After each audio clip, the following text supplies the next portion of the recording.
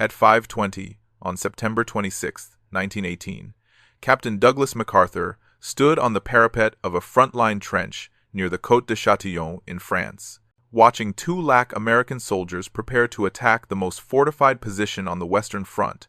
38 years old, son of a Medal of Honor recipient, 0 days spent in a command bunker during the entire war. The German Hindenburg Line stretched before him. 4 years of concrete bunkers, barbed wire, machine gun nests, and artillery positions built by men who knew the Americans were coming. Every previous assault on this sector had failed. The French had lost 22,000 men trying to take these same hills in 1915.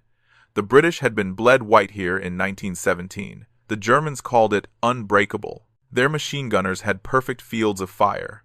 Their artillery had every approach pre-registered. Any American who crossed no man's land would die before reaching the first wire. MacArthur's superior officers had ordered him to command from a safe position behind the lines. Coordinate the attack from headquarters. Use field telephones and runners. Stay alive. Every other brigade commander in the division was following that order. MacArthur ignored it. He climbed out of the trench wearing no helmet, no gas mask, no weapon except a riding crop he'd carried since 1917. He started walking toward the German lines at a leisurely pace, as if inspecting troops on a parade ground. His men watched in disbelief. German artillery was already falling. 77mm shells were exploding across no man's land. Every 5 seconds, machine gun fire from at least 6 positions was sweeping the open ground, and their brigade commander was walking upright toward the enemy, completely exposed, carrying nothing that could save his life. A shell exploded 15 feet from him. The blast wave knocked him sideways. Shrapnel tore through the air where his head had been 2 seconds earlier. MacArthur straightened his uniform, adjusted his cap, and continued walking. His men had no choice but to follow. If their commander could walk through German artillery without flinching, they could hardly refuse to advance. The attack succeeded. The 42nd Division broke through the Hindenburg Line in 6 hours. German defenses that had held for 3 years collapsed under the American assault. MacArthur personally led his brigade through 3 German positions, directing attacks with his riding crop, never seeking cover, never showing fear. He was recommended for the Medal of Honor. The recommendation was denied because senior officers believed he had been reckless, had unnecessarily exposed himself to enemy fire, had violated basic principles of command. MacArthur didn't care about the medal. He had proven something more important. He had proven that personal courage mattered more than tactical caution, that leading from the front inspired men in ways that orders from headquarters never could, that sometimes the most dangerous position was exactly where a commander needed to be. This moment defined Douglas MacArthur for the next 33 years. The general who never commanded from safety, who believed his personal destiny would protect him from enemy fire, who thought conventional military doctrine was for conventional officers, and he was anything but conventional.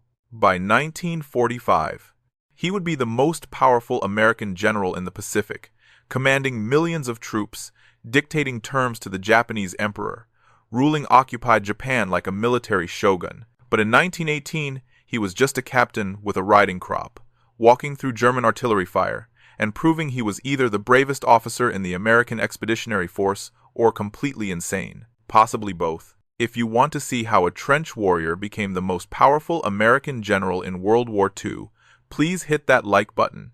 It helps us share these forgotten stories. Subscribe if you haven't already. Back to MacArthur. Douglas MacArthur was born on January 26, 1880, at an Army post in Little Rock, Arkansas.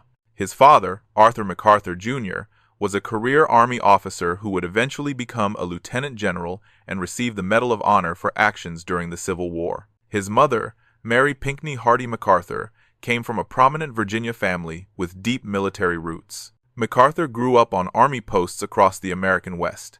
His childhood was spent among soldiers, watching cavalry drills, listening to veterans tell stories about campaigns against Native American tribes. His father's career became his obsession. Every promotion his father received, every decoration, every command assignment was studied and memorized. His mother had ambitions for him that went beyond his father's achievements. She wanted Douglas to attend West Point, graduate at the top of his class, become the youngest general in Army history, eclipse every accomplishment his father had achieved. She pushed him relentlessly. Academic excellence wasn't enough. Physical prowess wasn't enough. He needed to be the best at everything, always, without exception. MacArthur entered West Point in 1899. His mother rented an apartment overlooking the campus so she could watch him through binoculars during drills and inspections. She wrote him daily letters reminding him of his destiny, of his duty to the family name, of the expectations that came with being a MacArthur. He graduated first in his class in 1903 with the highest academic record in 25 years. He earned varsity letters in baseball. He was selected as first captain, the highest honor for a West Point cadet. He had done everything his mother demanded. His early Army career was unremarkable. He served in the Philippines, in engineering assignments, in administrative posts, competent work, solid evaluations, steady promotions, nothing exceptional. By 1914, he was a major on the Army General Staff in Washington, a staff officer pushing papers, attending meetings, writing reports. Then World War I began in Europe, and MacArthur saw his opportunity. When the United States entered World War I in April 1917, MacArthur was 37 years old, still a major, watching younger officers get promoted ahead of him. The Army was expanding rapidly. New divisions were being formed. Command positions were opening up.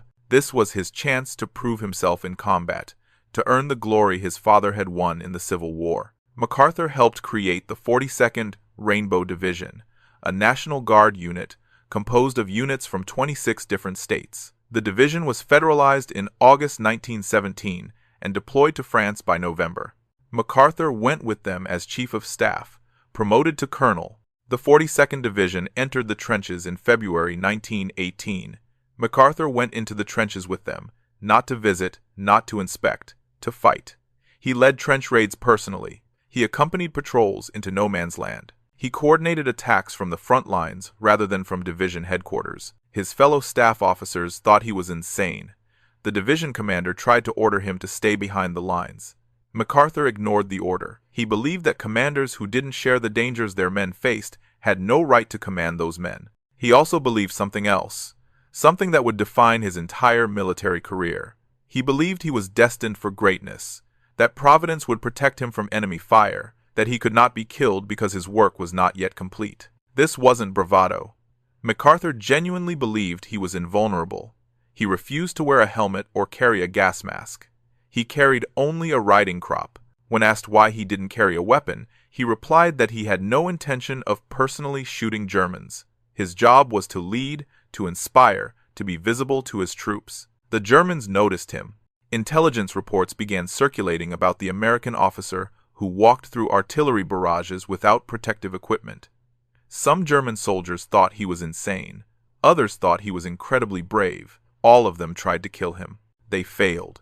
MacArthur participated in 8 major operations between March and November 1918. He was gassed twice, sustaining lung damage that would affect him for the rest of his life. He was nearly killed by artillery at least a dozen times. He was under machine gun fire in almost every attack he led. He was never hit, not once. His troops began to believe he really was invincible. If their commander could walk through enemy fire untouched, perhaps they could survive too. MacArthur was promoted to brigadier general in June 1918 at age 38, one of the youngest generals in the American Expeditionary Force. He was given command of a brigade in the 42nd Division. He continued to lead from the front, continued to refuse safety equipment, continued to walk through enemy fire with his riding crop. The attack on the Côte-de-Châtillon on September 26th was typical MacArthur. The objective was a heavily fortified hill that anchored the German defensive line. Previous attacks had failed with massive casualties. MacArthur's brigade was ordered to take it. He personally led the assault, not from a command post, not from a rear position. He walked at the front of the advance, directing units with his riding crop, pointing out German positions, adjusting the attack in real time as it developed. German machine gunners concentrated fire on him. They could see this officer in the open, the obvious commander, the perfect target. They fired hundreds of rounds at him. Every burst missed. MacArthur kept walking, kept directing, kept pushing his brigade forward. The hill fell in 6 hours. The German defensive line was broken. The 42nd Division advanced 3 miles. the deepest penetration of the day. MacArthur's brigade suffered heavy casualties, but they had achieved their objective. He was recommended for the Medal of Honor. General John Pershing, commander of the American Expeditionary Force, personally reviewed the recommendation. Pershing denied it. His reasoning was documented. MacArthur had been unnecessarily reckless, had exposed himself to enemy fire without tactical justification, had violated principles of command that required senior officers to preserve themselves for continued leadership. Pershing's decision would haunt their relationship for the next 30 years. MacArthur never forgot the denial. He believed Pershing was jealous of his battlefield success, resentful of his youth and accomplishments. Whether this was true or paranoia, MacArthur carried the grudge for the rest of his life. MacArthur ended World War I with 2 Distinguished Service Crosses, 7 Silver Stars, and promotion to Major General at age 38. He was one of the most decorated American officers of the war. He returned home to a hero's welcome and immediate assignment as Superintendent of West Point. For the next 20 years, MacArthur would serve in increasingly important positions. Superintendent of West Point from 1919 to 1922, where he modernized the curriculum and updated training methods. Commander of the Philippines Department from 1928 to 1930, Chief of Staff of the United States Army from 1930 to 1935, the youngest man ever appointed to that position. But these were peacetime assignments. No combat, no glory, no chance to prove himself on the battlefield. MacArthur grew frustrated with peacetime Army politics, with budget cuts, with the slow pace of promotion during the interwar years. In 1935, he accepted an unusual assignment. The Philippine government was preparing for independence from the United States and needed to create its own military force. MacArthur was appointed military advisor to the Philippine Commonwealth with the rank of Field Marshal in the Philippine Army. It was a prestigious title with little real power. The Philippine military was small, poorly equipped, inadequately trained. MacArthur spent 5 years trying to build an army from almost nothing, with minimal funding and limited support from Washington. Then, December 7, 1941, arrived. Japan attacked Pearl Harbor. Within hours, Japanese aircraft were bombing American bases in the Philippines. Within days, Japanese invasion forces were landing on Philippine beaches. MacArthur, now recalled to active duty as a lieutenant general commanding United States Army forces in the Far East, faced the greatest crisis of his career. The Japanese invasion of the Philippines was overwhelming. Japan committed 43,000 troops to the initial landings, supported by naval forces and hundreds of aircraft. MacArthur had approximately 31,000 American and Filipino troops, many poorly trained, inadequately equipped, spread across multiple islands. MacArthur's war plan called for defending the beaches, stopping the Japanese invasion at the waterline. The plan failed within 48 hours. Japanese forces established beachheads, pushed inland, threatened to cut off American forces from their supply bases. MacArthur ordered a withdrawal to Bataan Peninsula, a defensive position that could be held with fewer troops. American and Filipino forces retreated in good order, established defensive lines, prepared for siege. For the next 3 months, they held against repeated Japanese attacks.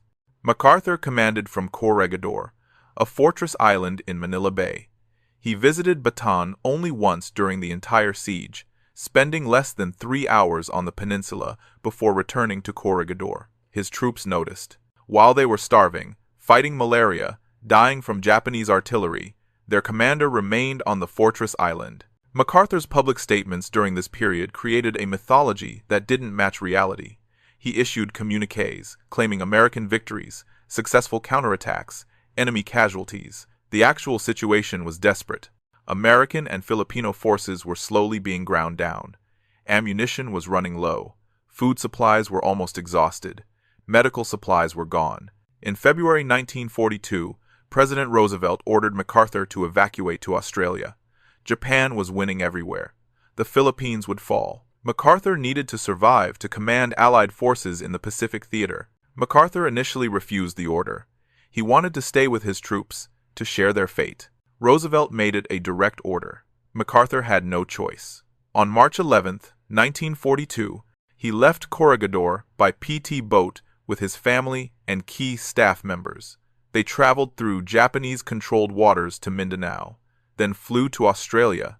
Upon arriving in Australia, MacArthur made his famous statement, "I came through, and I shall return." It was brilliant public relations. It promised the Filipino people that America would liberate them. It made MacArthur the symbol of American resistance in the Pacific. It also ignored the fact that 78,000 American and Filipino troops remained trapped on Bataan and Corregidor. They would surrender within 5 weeks. Thousands would die in the Bataan Death March and in Japanese prisoner of war camps. MacArthur received the Medal of Honor for his defense of the Philippines. The award was controversial. Many officers believed he didn't deserve it, that his performance had been adequate at best, that the medal was politically motivated to create a hero when America desperately needed one. MacArthur didn't care about the controversy. He had his Medal of Honor. His father had earned one in the Civil War. Now he had earned one in World War II. The family legacy was complete. But MacArthur's war was just beginning. From March 1942 to September 1945, he would command Allied forces in the Southwest Pacific Theater. He would fight his way back to the Philippines through some of the most brutal combat of the war, and he would develop the strategy that would ultimately defeat Japan. MacArthur's Pacific campaign was based on a strategy he called island hopping. Instead of attacking every Japanese-held island, American forces would bypass heavily fortified positions, seize strategic locations, and cut off Japanese garrisons from supply and reinforcement. The bypassed Japanese forces would wither on the vine, becoming irrelevant to the war effort. The strategy was brilliant in concept, but brutal in execution. Between 1942 and 1945, MacArthur's forces conducted over 60 amphibious landings across the Southwest Pacific. Each landing involved complex planning, coordination of naval, air, and ground forces, and fighting against Japanese troops who had orders to fight to the death. MacArthur's first major operation was the Papua New Guinea campaign, which began in July 1942. Japanese forces had landed on the northern coast of New Guinea and were advancing toward Port Moresby, the last Allied base between Australia and Japan. If Port Moresby fell, Australia would be directly threatened. MacArthur committed American and Australian forces to stop the Japanese advance. The fighting was savage. The terrain was jungle, mountains, swamps, malaria, dengue fever, and dysentery killed as many men as Japanese bullets. Supply lines were almost non-existent. Troops fought on half rations, sometimes less. The campaign lasted 6 months. American and Australian forces pushed the Japanese back across New Guinea, recapturing key positions, establishing air bases closer to Japanese-held territory. By January 1943, the immediate threat to Australia was eliminated. MacArthur's next targets were the Solomon Islands and New Britain. These operations would take 2 more years of grinding combat. But MacArthur had learned something from the New Guinea campaign. Frontal assaults against fortified Japanese positions resulted in massive casualties. Bypass operations, where possible, saved American lives. The doctrine became, hit 'em where they ain't. Find the weakly defended positions. Land forces where Japanese reinforcement would be difficult. Isolate and bypass the strong points. Let air power and naval blockade deal with the bypassed garrisons. By 1944, MacArthur's forces were advancing rapidly through the Southwest Pacific. The Philippines were coming into range. MacArthur had promised to return. Now he had the forces to make it happen. The return to the Philippines began with the landings at Leyte on October 20th, 1944. MacArthur personally accompanied the landing force. When the landing craft reached the beach, MacArthur waded ashore through knee-deep water. Cameras captured the moment. The image of MacArthur returning to the Philippines became one of the most iconic photographs of World War II. It was also carefully staged. The landing had been secured hours earlier. There was no combat on the beach when MacArthur waded ashore. His staff had timed the landing craft to arrive at low tide, specifically so MacArthur would have to wade through water, creating the dramatic image. MacArthur understood public relations. He understood that perception mattered as much as reality in modern warfare. The image of him returning to the Philippines inspired Filipino resistance fighters, demoralized Japanese occupation forces, and boosted American morale at home. The liberation of the Philippines took 9 months and cost over 14,000 American lives. Japanese forces fought with suicidal determination. Every city became a fortress. Every hill became a strong point. Manila was destroyed in the fighting, with over 100,000 Filipino civilians killed. But by July 1945, the Philippines were liberated. MacArthur had kept his promise. He had returned, and he was now positioned to command the invasion of Japan itself. The invasion never happened. Atomic bombs fell on Hiroshima and Nagasaki in August 1945. Japan surrendered on August 15th. MacArthur was appointed Supreme Commander for the Allied powers, responsible for accepting Japan's surrender and occupying the country. On September 2nd, 1945, MacArthur stood on the deck of USS Missouri in Tokyo Bay as Japanese officials signed the instrument of surrender. His opening statement was brief. "It is my earnest hope, and indeed the hope of all mankind, that from this solemn occasion a better world shall emerge." MacArthur then became military governor of Japan, ruling the country with near absolute authority for the next 5 years. He oversaw the drafting of a new Japanese constitution, the dismantling of Japan's military, the prosecution of war criminals, and the complete restructuring of Japanese society. His performance as military governor was remarkable. He transformed Japan from a militaristic empire into a democratic nation. He protected Emperor Hirohito from prosecution as a war criminal, recognizing that maintaining the emperor was essential to Japanese stability. He introduced land reform, women's suffrage, labor unions, freedom of speech. By 1950, Japan had become one of the great success stories of post-war reconstruction. MacArthur was idolized by many Japanese as the man who had saved their nation from chaos and starvation. American officials praised his administration as a model of effective military occupation. Then Korea exploded, and MacArthur's career ended in controversy and dismissal. The Korean War began on June 25, 1950, when North Korean forces invaded South Korea. President Truman ordered American forces to intervene. MacArthur was appointed commander of United Nations forces in Korea. MacArthur's strategy was bold. Rather than fighting a defensive war along the Korean perimeter, he proposed an amphibious landing at Incheon, deep behind North Korean lines. The landing would cut North Korean supply lines, trap their army in the south, and potentially end the war in weeks. The Incheon landing on September 15, 1950, was a complete success. American forces landed successfully, recaptured Seoul, and cut off the North Korean army. Within weeks, UN forces had pushed the North Koreans back across the 38th parallel and were advancing toward the Chinese border. MacArthur assured Truman that China would not intervene in Korea. He was wrong. In November 1950, 300,000 Chinese troops crossed into North Korea and attacked UN forces. The attack caught MacArthur completely by surprise. UN forces retreated in chaos, suffering heavy casualties. MacArthur requested permission to bomb Chinese bases in Manchuria, to blockade the Chinese coast, possibly to use atomic weapons. Truman refused. The administration feared that expanding the war into China could trigger World War III with the Soviet Union. MacArthur began publicly criticizing Truman's policies. He gave interviews suggesting that the administration was preventing him from winning the war. He communicated with Republican congressmen, encouraging them to pressure Truman to change strategy. On April 11, 1951, President Truman relieved MacArthur of command. The dismissal was sudden, public, and humiliating. MacArthur learned about it from news reports before receiving official notification. MacArthur returned to the United States for the first time in 14 years. He received a hero's welcome. Millions lined the streets as his motorcade passed. He addressed a joint session of Congress on April 19th, giving one of the most famous speeches in American history. The speech ended with his now famous line, "Old soldiers never die, they just fade away. And like the old soldier of that ballad, I now close my military career and just fade away. An old soldier who tried to do his duty as God gave him the light to see that duty. Goodbye." It was brilliant theater. MacArthur positioned himself as the soldier betrayed by politicians, the commander prevented from achieving victory, the patriot sacrificed for political expediency. The reality was more complex. MacArthur had been insubordinate. He had publicly challenged presidential authority. He had advocated strategies that could have triggered global war. Truman had no choice but to relieve him. Douglas MacArthur never held another command.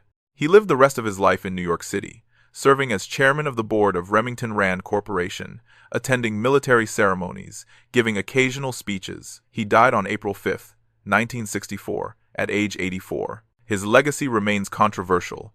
His defenders point to his brilliant Pacific campaign in World War II, his successful occupation of Japan, his bold strategy at Incheon. His critics point to his failures in the Philippines in 1941, his disastrous miscalculation about Chinese intervention in Korea, his insubordination towards civilian authority. But everyone agrees on one thing. Douglas MacArthur was one of the most complex, brilliant, and controversial generals in American history. A man who believed he was destined for greatness. A man who walked through enemy fire with a riding crop and survived. A man who became the most powerful American general in the Pacific and ruled Japan like a shogun.